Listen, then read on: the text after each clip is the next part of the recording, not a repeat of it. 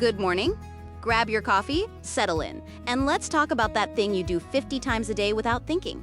You pick up your phone, you glance at the screen, and click, it's open. Your face is your password, it's convenient, it's sleek, and it feels like the future. But here's the reality check you didn't see coming. In 2026, that secure face of yours has officially become an open-source skeleton key. And the craziest part?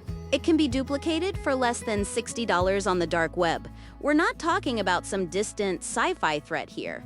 We're talking about a 3,000% increase in deepfake-related fraud attempts since just 2024. Let that number land for a second, 3,000%. Here's the deal. For years, we've been told that biometrics, our fingerprints, our irises, our faces, were the ultimate security. But that was before generative AI grew up. Now, we've reached a point where sophisticated real-time video injection tools can bypass almost any standard digital check. You think you're looking at a real person on a Zoom call? Think again. In Hong Kong, the Arup Group lost $25 million because an employee thought they were on a video conference with their CFO. It wasn't him. It was a synthesis. And honestly, this is the most interesting part of the whole story. A recent study by AuthenticID showed that humans now have a less than 10% success rate at identifying these AI-generated faces. Our eyes are failing us. If your own biological hardware can't be trusted to verify another human, why on earth would a global bank trust you with $1 million wire transfer based on a digital signal? This is the collapse of visual trust, and it's changing the way your money moves right now. Okay, let's talk about the engine room of this crisis. How did we get here so fast? It's something the experts call biometric obsolescence. Basically, the tools used to fake you have become better than the tools used to detect you. We're seeing a 24% success rate for hackers trying to bypass biometric KYC. That's Know Your Customer protocols. That's up from less than 1% only 2 years ago. The wall is down, and the barbarians aren't just at the gate. They have a copy of the key. This has birthed a massive $23 billion market for synthetic identity fraud.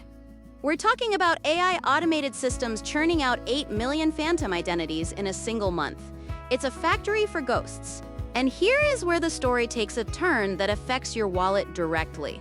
Because the digital signal is no longer reliable, the global financial system is doing something drastic. It's implementing what I call a liquidity freeze. Think of it like a massive wall of ice being built around the world's money. To prevent a staggering $10.5 trillion catastrophe, banks are intentionally slowing everything down. They're moving away from fast and convenient and back to slow and verified. If you want to move a large sum of money today, the old face scan and send isn't going to cut it anymore. Banks are starting to freeze accounts and delay transfers for days just to verify that the person on the other end of the screen actually has a pulse. It's a total reversal of the last decade of fintech progress. This isn't just a glitch in the system. It's a fundamental shift in how value is protected.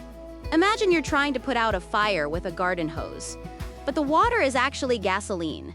That's what digital identity has become. Every time we try to use a software-based solution to fix this, the AI just learns how to mimic it faster.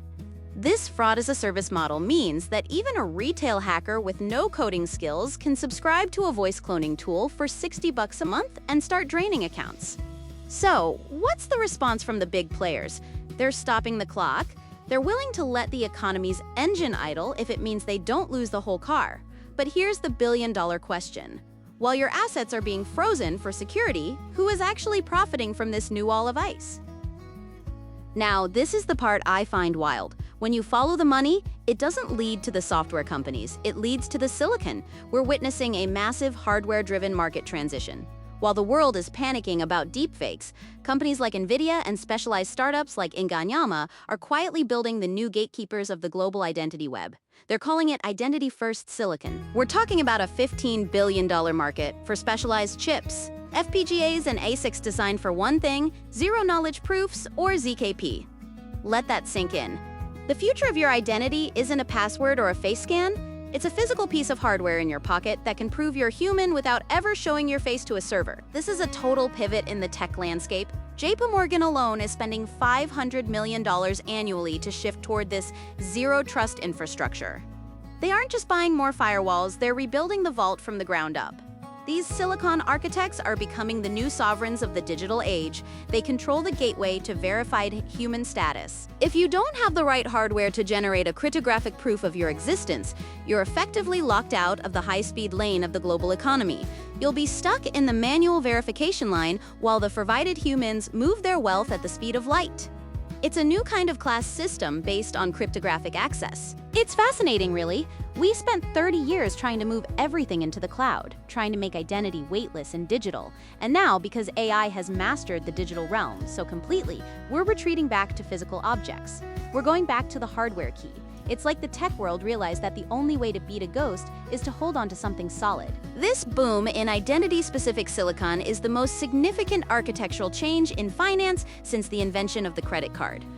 We are watching the birth of a new standard where proof of personhood is the most valuable commodity on Earth. But are we witnessing a futuristic revolution, or are we just retreating back to a strategy that's over a century old? Let's zoom out for a second. If this feels like chaos, that's because we've forgotten our history. This isn't the first time trust has evaporated from the financial system. Look back at the panic of 1907. Back then, institutional trust didn't just crack, it vanished. People didn't trust the banks didn't trust each other, and the entire US economy was on the verge of a total meltdown. And do you know what saved it? It wasn't a new law or a digital ledger. It was the physical word and the physical presence of one man, J.P. Morgan. He literally sat people down in his library and locked the door until they agreed to trust each other again. Trust was anchored in the physical world, in the room where it happened. We are in a high-tech version of 1907 right now. The digital signal has collapsed just like the bank credits did back then. When every voice can be faked and every face can be synthesized, we are forced to return to a system where identity must be physically or cryptographically anchored in the real world.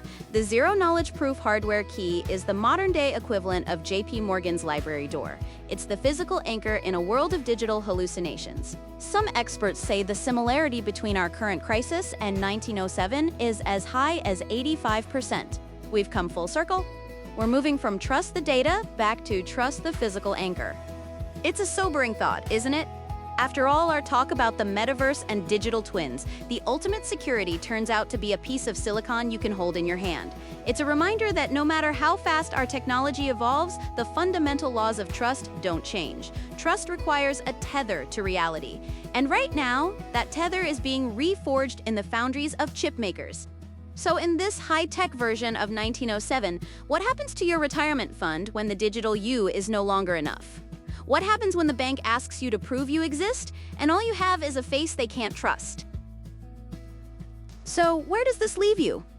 Here's the map for the next few years. We are entering the era of hard finance. The days of convenient identity are over. If you're still relying on basic Face ID or SMS two-factor authentication for your major assets, you're essentially leaving your front door wide open in a neighborhood full of ghosts. You need to start thinking about identity shielding.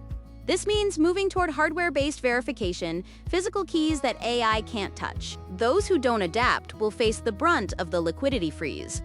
We're talking about multi-day delays for simple tasks like buying a car, withdrawing your savings, or even verifying a wire transfer for a home purchase. The shift is already happening. Companies like WorldCoin and Privy are racing to build the proof of personhood infrastructure that will become the global standard. This isn't just about security. It's about sovereignty. Your face is no longer an asset. It's a liability that must be shielded by encryption. The era of the digital you, that easily copied, easily faked projection of yourself, is over. Welcome to the era of the cryptographically proven you, in a world where everything you see can be faked. The most valuable thing you own won't be your money, but the physical key that proves you actually exist. If the world's largest banks are spending billions to protect themselves from you, shouldn't you be doing the same?